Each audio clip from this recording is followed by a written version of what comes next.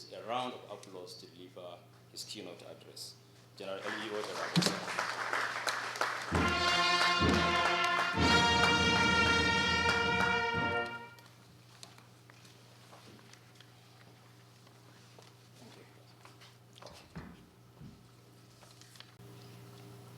I am delighted to be here at the Defense Headquarters, being my first since disengagement from active military service, close to a year. By June, it will be exactly 1 year, June 19th, precise.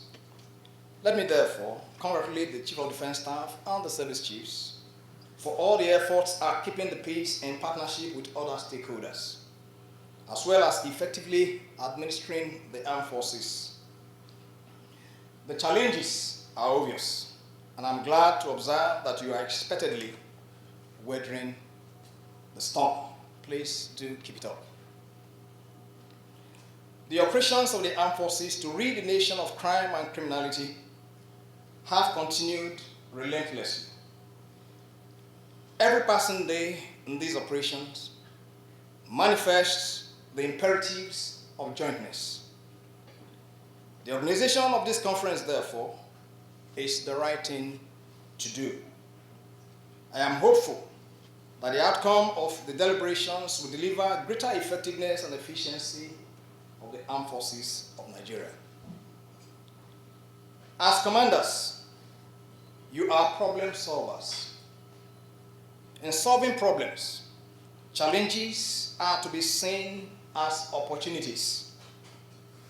Your review of the situation should lead you to creatively craft options that give you the winning edge.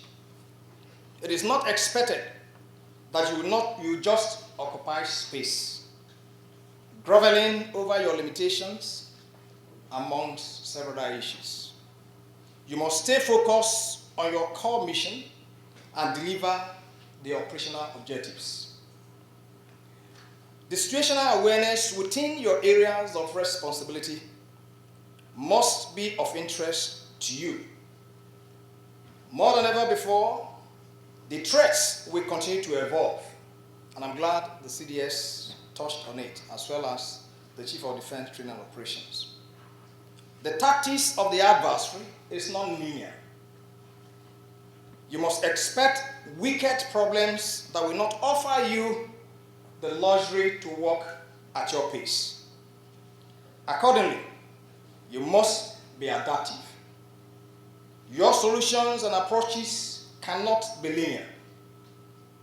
In theater adaptive training, logistics and administration of your forces should occupy you as much as your operational plans and actions. The more attention you pay to these areas, the more the wins. I do not need to re-emphasize the role of operational visits to the front lines. The value and moral contents of such visits are unquantifiable. Civil-military relations disposition within your environment must be measured, operationally relevant, and transparent. The nuances of the contending threats must not be lost on you. Adaptability, as earlier espoused, aimed at pointed solutions, as opposed to mere visibility, is critical if you must make the desired impact. The employment of technology to deal with the current and future challenges is imperative. You need to escalate its deployment. Remember, the global community is operating under the auspices of the Fourth Industrial Revolution. Artificial intelligence and its tools are within the reach of all, including the adversaries that you are confronting.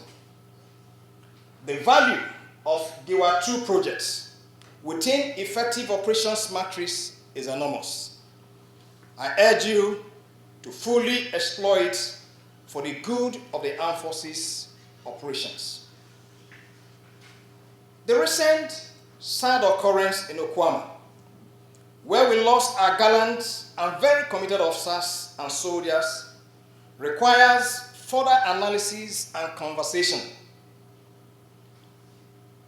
I'm glad that at the beginning of this conference, which later on the Chief of Defense Staff also alluded to, we paid our respect to these fallen heroes, amongst, of course, several others that we have lost over the years.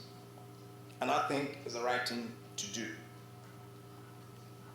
I'd like to say that their deaths, talking about Lieutenant A.H. Ali and the other officers and soldiers of 181 Amphibious Battalion, their deaths in such a bizarre and savage condition cannot and will never be justified.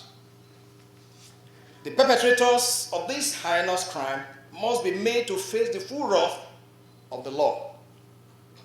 To forestall future occurrence, therefore, there must be further conversations on the limit to aid to civil authority. As we encourage non-kinetic operations and community engagements, are there limits? Is it an omnibus mandate? Should the military be the first responders in situations such as Okuama crisis? Are there red lines? Is it necessary? I believe that it is necessary for the armed forces to curtail the apparent descent to see finish syndrome. That's my coinage. The integrity of the armed forces, if at any time is impugned, will mean ominous signs for the nation. I therefore counsel that we, as members of the armed forces, remain on the path of professional excellence. This conference should examine the vital options in this regard. To the service chiefs, I am delighted to observe that you are raising the bar on the imperatives of jointness. I would like to maintain my counsel as you undertake your tasks that there is no individual trophy. The value proposition of your service is the quality and skill set of components within the joint space. How well trained are the troops you are contributing? What is the capability and serviceability state of the equipment being deployed to the joint environment? What is the psychological state of your personnel? How motivated are they to the cause for which they are being deployed to the joint environment? Without doubt, I am convinced that these and many more questions are occupying your minds, and that periodically you are deliberating on the key issues with the Chief of Defense Staff. It is necessary to remind you that you have been on this plane for far too long. The results are stark. They clearly show no more room for operational stovepipes and service protectionism. You must endeavor to speedily implement conclusive measures to make joint operations effective and result-oriented. No more space for lip service in relation to actualizing the spirit and letter of joint force concepts and operations. I encourage you to motivate your subordinates to think beyond service, single service. Encourage them to shun parochial and divisive, and counsel in their briefs and estimates to you as touching matters of jointness. The Chief of Defense Staff must be bold in leading you to get appropriate political backing to effectively implement the dictates of joint force capacity building and utilization. I submit that any attempt to trivialize these issues will keep the performance level of the armed forces below par. You will not be happy at the turn of events in future if this fails. I know you very well, objective, focused, forward-looking, and solution-centered military leaders. I'm convinced that you will do the needful because you can. May I take the liberty of the presence of the Honorable Minister of State for Defense, and as well as the two other ministers that are here at this event, to state that the support of the Ministry of Defense in ensuring the effectiveness and efficiency of the armed forces is crucial. The Ministry of Defense must proactively engage from the perspective of knowledge of the demands. You must have knowledge of what the demands are. Constant interaction between the military and civilian staff of the ministry is imperative.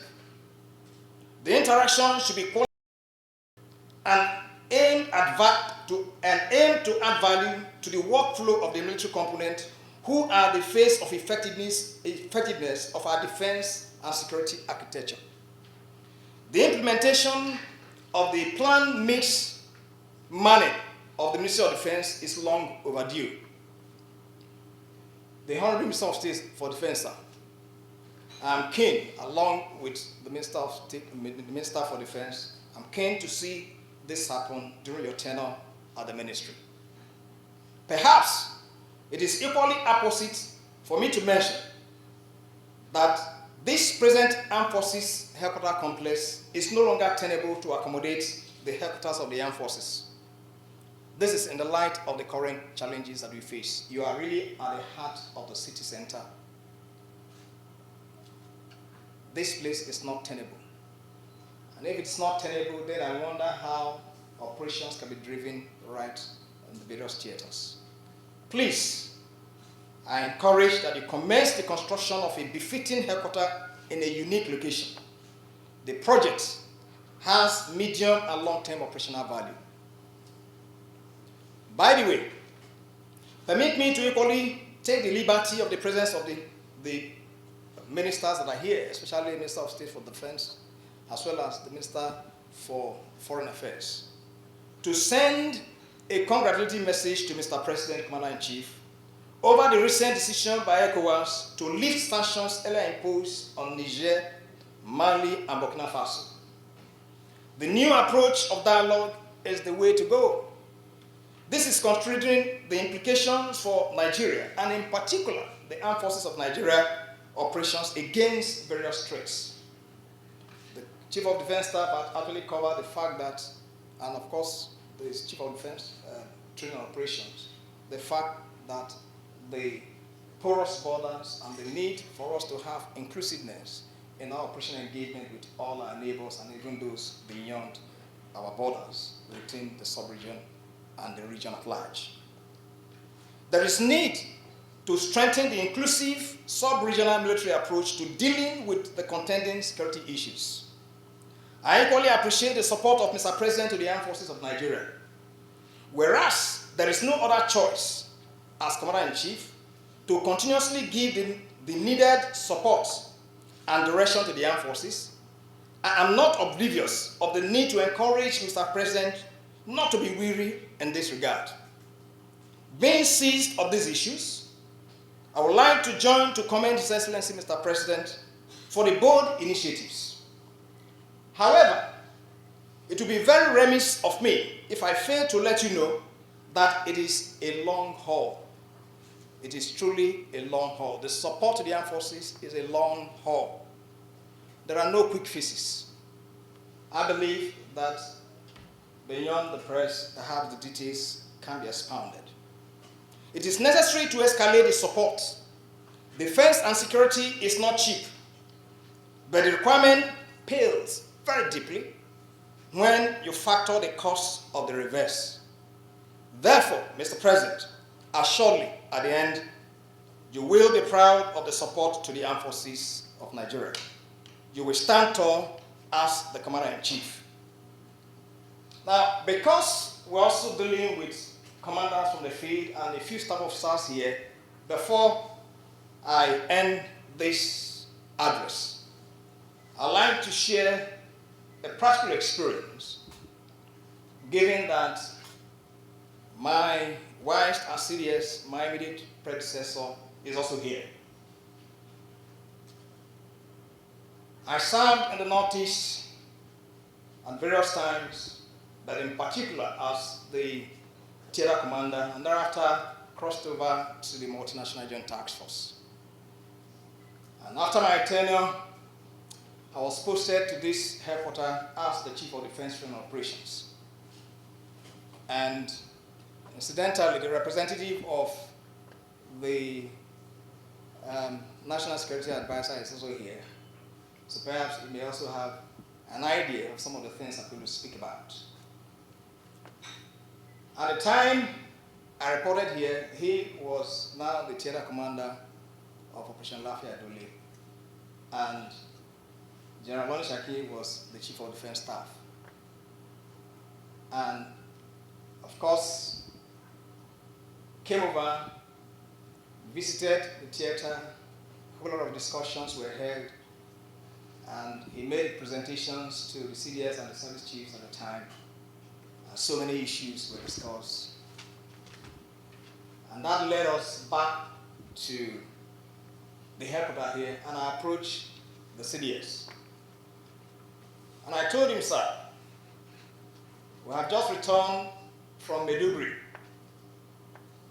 All that we have been told, that we've been briefed, not only is it true, but it's even far beyond it. That the time has come for you to convince the Commander-in-Chief to make a special procurement for the armed forces because they are in dire need of this equipment. And he listened to me and he said, no problem.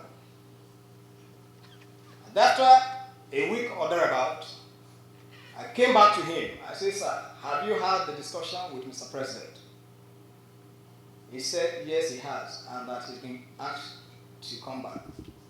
So I waited again for another 1 week, came back to him, and on and on and on, until one day he called me up to his office and said, come, reach out to the service headquarters and ask them to submit their list of needed equipment for immediate procurement. He's here, that's why I'm recounting it to his hearing and to everybody's hearing. Though it was not my responsibility at the time, but because I was a class and policy matter, but I had to coordinate, that exercise, and a list was submitted. And to cut the long story short, later on, approval was given, even though a little later. And then, lo and behold, before all the processes for procurement were concluded, he left office, and the equipment came whilst I became the CDS. What I'm trying to say, and I believe that later on, beyond the cameras, we could also expand on these issues, is that the experience in the field matters, and for staff officers in the various headquarters, the counsel that you give to the CDS and to the service chiefs also matter. That counsel, like I did mention in my brief, must be devoid of any sentiment and emotion. It must be tailored towards solving problems.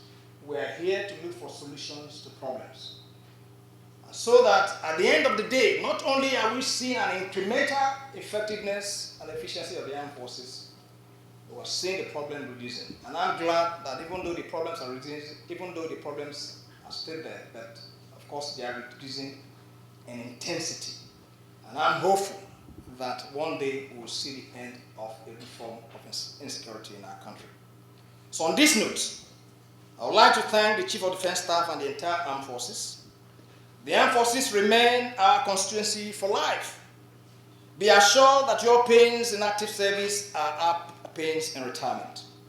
Your victory is our victory. Therefore, we shall continue to support you in all your efforts at meeting constitutional mandates.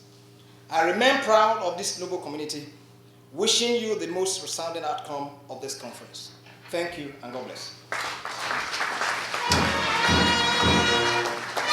Thanks for checking out SYMFONI on YouTube. Please be sure to subscribe and like our videos for updates.